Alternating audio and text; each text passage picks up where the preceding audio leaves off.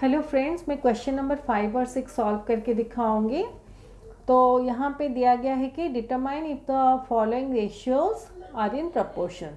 तो हमें पता है अगर दो रेशियो इक्वल होते हैं तो वो चार नंबर प्रपोर्शन में होते हैं। जैसे equality of ratios is called proportion.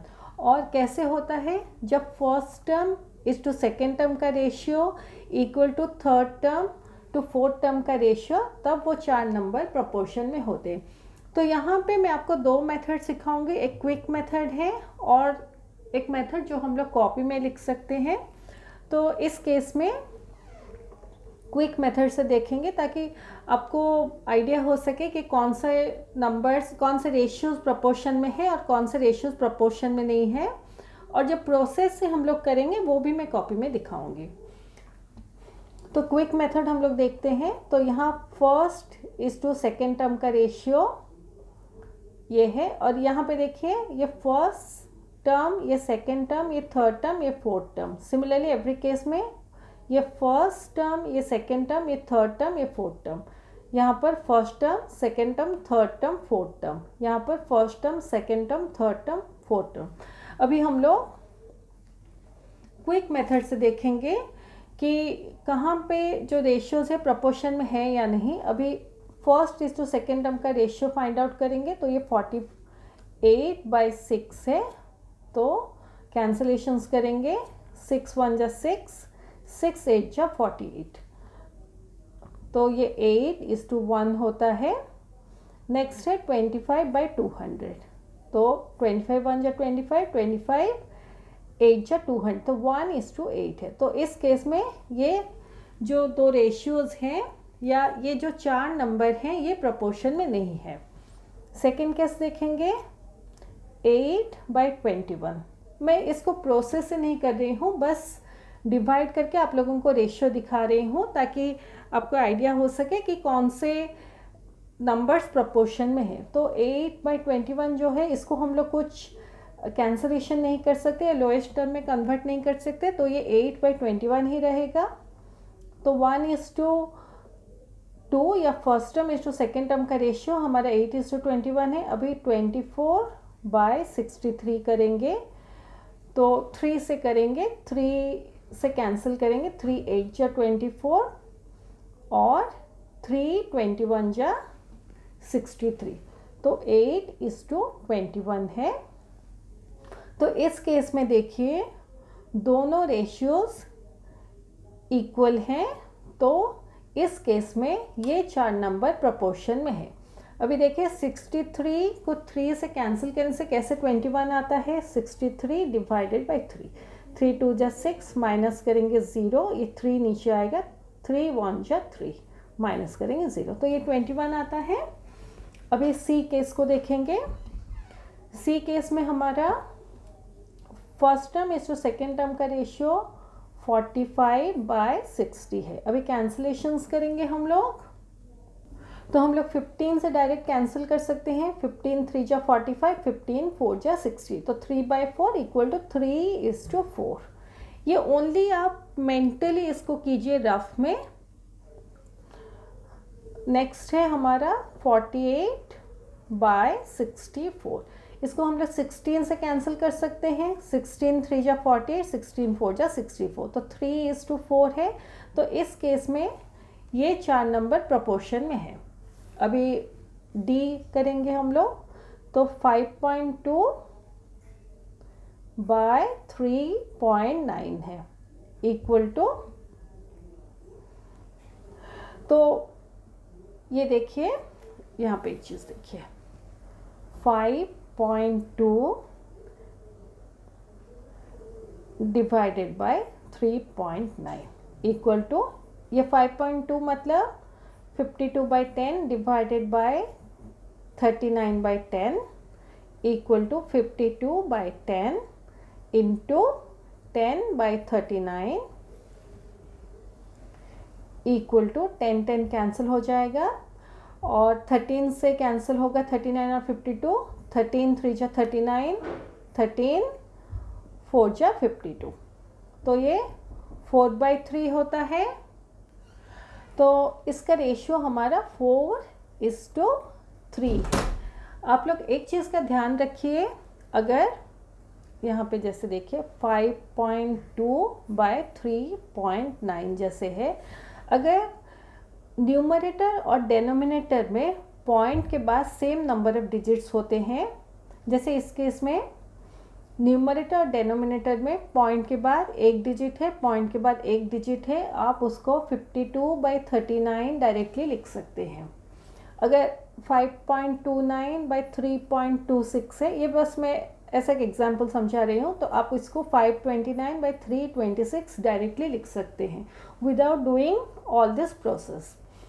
तो 5.2/3.9 को हम लोग 52/39 लिख सकते हैं। उसको कैंसलेशन का प्रोसेस ये है, मैं यहाँ पे दिखाती हूँ। तो ये 52/39 है, 13 से कैंसिल करेंगे, 13 3 जा 39, 13 4 जा 52, तो इक्वल टू 4:3 है। अभी इसका बी पार्ट है 3/4, इसको कैंसिल नहीं कर सकते, तो 3:4 ये होगा। तो यहाँ पे 4:3 है और यहाँ पे 3:4 है। तो इस केस में दोनों रेशियोज डिफरेंट है, तो ये चार नंबर जो हैं ये प्रोपोर्शन में नहीं है।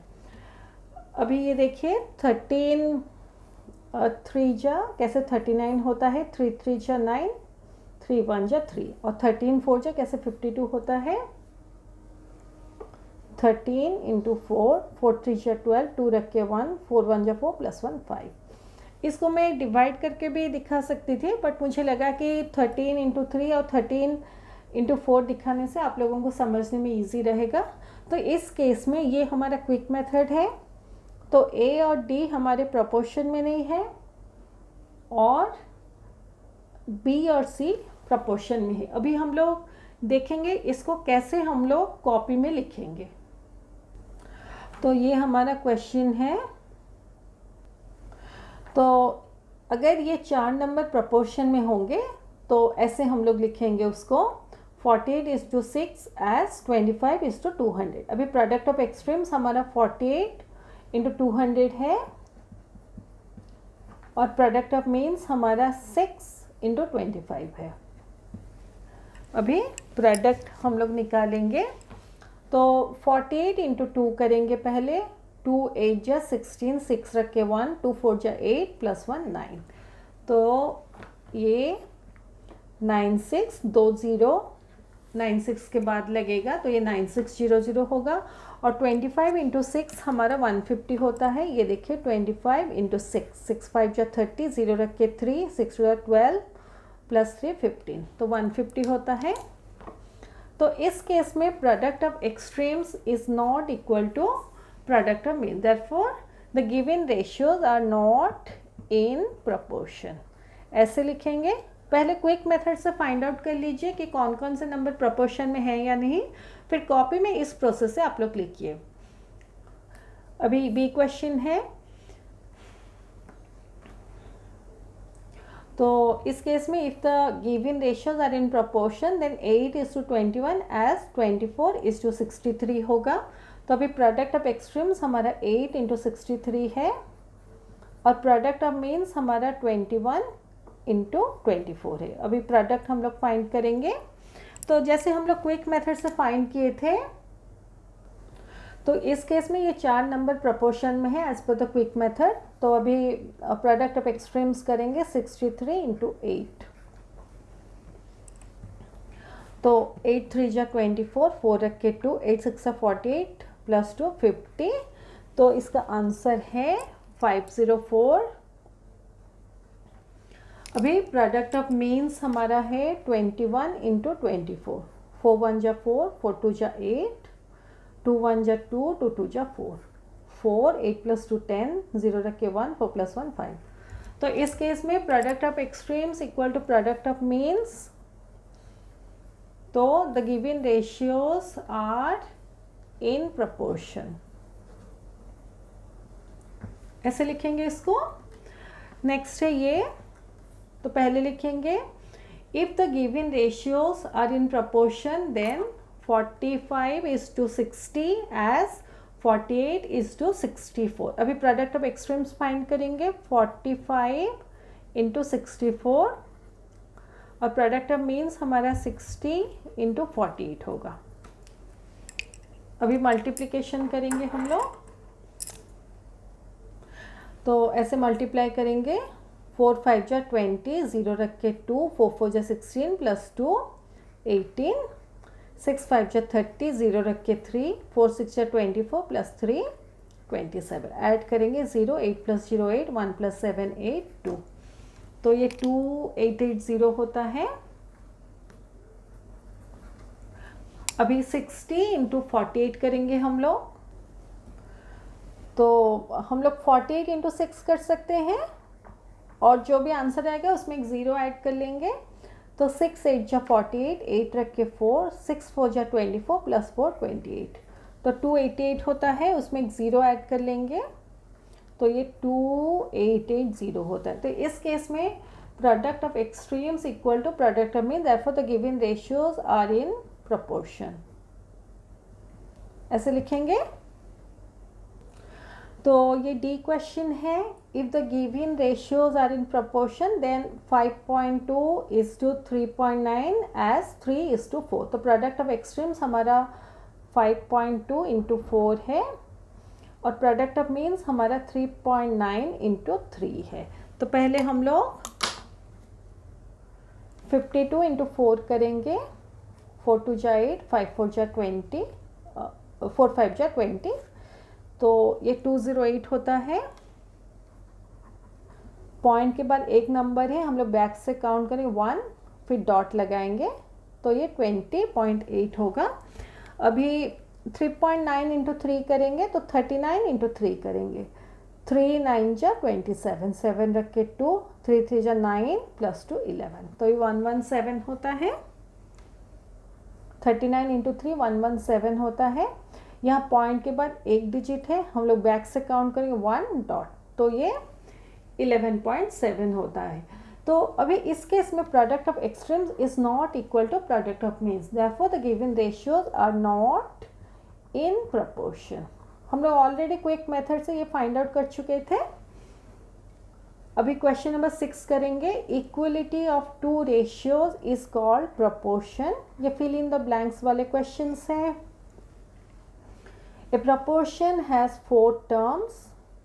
The first and fourth terms of a proportion are called extreme terms. तो फर्स्ट एंड फोर्थ मतलब ये देखिए, अगर ये 4 नंबर प्रोपोर्शन में है तो ये फर्स्ट टर्म, ये फोर्थ टर्म, तो उसको एक्सट्रीम टर्म्स कहा जाता है। The dash and dash terms of a proportion are called mean. The second and third terms of a proportion are called means।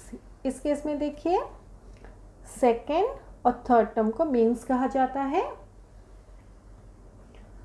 For 4 numbers to be in proportion, the product of extremes should be equal to the product of means। तो इस case में book में दिया गया है कि for 4 numbers to be in proportion, the product of means should be equal to the product of extremes। तो same चीज़ है, यहाँ पे बुक में means दिया गया है, यहाँ पे extremes दिया गया है। अगर आप लोग ऐसे भी लिखेंगे उसमें भी कोई गलती नहीं है। तो ये हमारा क्वेश्चन 5 और 6 ख़त्म होता है और वर्कशीट 2 भी ख़त्म होता है।